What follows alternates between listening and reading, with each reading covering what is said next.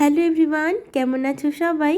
আমি স্নিগ্ধা আর সবাইকে আগাম নববর্ষের শুভেচ্ছা জানিয়ে একটি নতুন রেসিপি শুরু করছি। কালকে পয়লা বৈশাখ আর অনেকের বাড়িতেই কিন্তু নন ভেজের সাথে সাথে ভেজ আইটেমও হয়ে থাকে। আমার মতন কে কে আছো পনির লাভার, তারা ঝটাপট বসে যাও, এই পনিরের রেসিপিটা কিন্তু দুর্দান্ত হতে চলেছে। জলপাই আলু কিনা জানি না, বাট আমরা আমাদের এদিকে ছোট আলু বলে থাকি।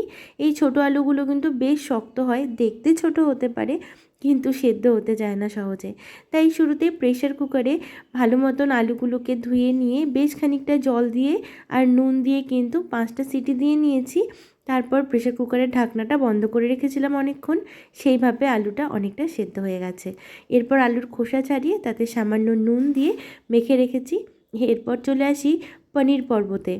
ভালো মতন কড়াইতে সর্ষের তেলটা গরম করে নিয়েছি, তারপর পনিরগুলোকে একে একে দিয়েছি, তারপর ওপর থেকে সামান্য নুন ছড়িয়ে দিয়েছি আর এইভাবে কিন্তু গোল্ডেন ব্রাউন করে ভেজে নিলাম। আরেকটা কথা বলে রাখি, কাঁচা তেলে কিন্তু পনির দিলে পনিরগুলো সব ভেঙে যাবে, সেক্ষেত্রে ভালো মতন কড়াই আর তেল দুটোই গরম করতে হবে, তাহলে কিন্তু পনিরগুলো ভাঙার কোনো চান্স থাকবে না। এরপর পনিরগুলোকে একটা পাত্রে তুলে নিচ্ছি। আর এই নববর্ষতে কে কী রেজলিউশন নিলে আমায় কিন্তু কমেন্ট বক্সে জানিও। আমরা কিন্তু প্রত্যেকটা নববর্ষে ভাবি যে নিজেদের জীবনকে একদম নতুনভাবে স্টার্ট করব, কিন্তু তারপর বছরের শুরুতে কিছুটা মেনটেন করলেও আস্তে আস্তে কিন্তু সেগুলো ভুলে যাই।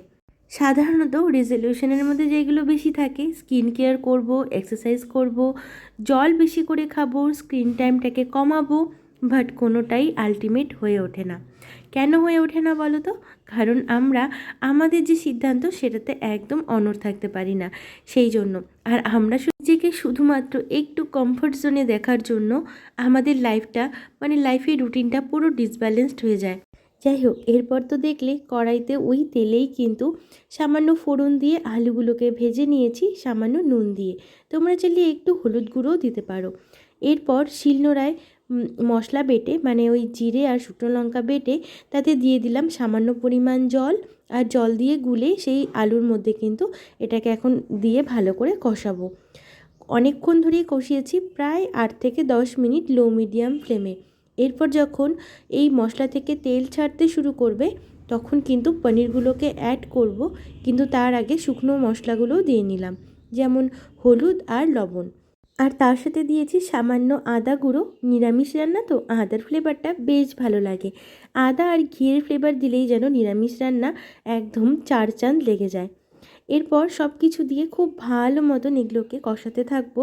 আর এখন দেখে ভীষণ ডেলিশিয়াস লাগছিল। আমি কিন্তু এখান থেকে একটুখানি নিজের জন্য তুলে রেখেছিলাম, যেন পরে ভাত দিয়ে এই আলু কষানোটা খেতে পারি। তারপর দিয়ে দিলাম সামান্য পরিমাণে গরম জল। এই জলটা কিন্তু ঝোলের জন্য দিইনি, এই আলুগুলোকে ভালো মতন কষানোর জন্য দিয়েছি। এই ক্ষেত্রে কিন্তু ফ্লেমটাকে একটু হাই করে দেব। আর আমি কিন্তু খুন্তি দিয়ে একটু চেক করে নিয়েছিলাম যে আলুগুলো প্রপারলি আদৌ সেদ্ধ হয়েছে কি না। এরপর কিন্তু ওপর থেকে ছড়িয়ে দিচ্ছি পনির। এই পনিরের টুকরোগুলোকে ওপর থেকে দেওয়ার পর হালকা হাতে খুন্তিটাকে চালাতে হবে। এর চেয়ে বেশি কিন্তু জোরে নাড়ানাড়ি করলে কিন্তু পনিরগুলো ভেঙে যেতে পারে। সত্যি কথা বলতে আমাদের বাড়িতে ননভেজ খাওয়ার মেম্বার একদমই নেই। শুধু বলতে পারো আমি একমাত্র চিকেন, ফিশ এ সমস্ত খেয়ে থাকি। আর এই পনিরটা যেহেতু সবাই খায়, তাই আমাদের বাড়িতে প্রত্যেক দিনই বলতে পারো পনিরের আইটেম কিছু না কিছু হয়েই থাকে। কারণ নিরামিষের মধ্যে পনির, ধোকা, সয়াবিন বা এঁচোড় এইসব ছাড়া আর কোনো বেশি অপশান থাকে না। তাই জন্য পনিরটা বিভিন্ন রকমভাবে রান্না করে কিন্তু ট্রাই করি। আর আমার চ্যানেলে তোমরা অনেক বেশি পনিরের রেসিপি পেয়ে যাবে। এরপর শিলনোড়াতে বাটা আমরা এখানে দিচ্ছি গরম মশলা, তোমরা চাইলে গরম মশলা গুঁড়োও দিতে পারো। তারপর কিন্তু ওপর থেকে সামান্য পরিমাণ ঘি ছড়িয়ে নেব। আর আগেই তো বললাম ঘিয়ের গন্ধে নিরামিষ রান্না যেন সম্পন্ন হয় আর অনেকটা প্রসাদ প্রসাদ মনে হয়। তারপর ওপর থেকে দিয়ে দিচ্ছি 2টো চেরা কাঁচা লঙ্কা। এটা বলতে পারো নিতান্তই গার্নিশিংয়ের জন্য আর কিছুটা ওই ফ্লেভারের জন্য। তারপর কিন্তু দিয়ে দেব ঝোলের জন্য জলটা তোমরা নিজেদের মতন করে দিও যতটা পছন্দ। আমি এখানে খুব একটা বেশি জল দিইনি, কারণ এই রান্নাটা আমি একটু কষা কষাই রান্না করতে চেয়েছিলাম, কারণ মেইন কোর্সে ভাতের সাথে খাওয়ার জন্য আরও অন্যান্য আইটেম ছিল, যেমন ডাল ছিল, বরবটি ভাজা ছিল। তাই জন্য আমি ভাবলাম যে এটাকে একটু মাখো মাখো মানে ওই কষা টাইপেরই বানাবো।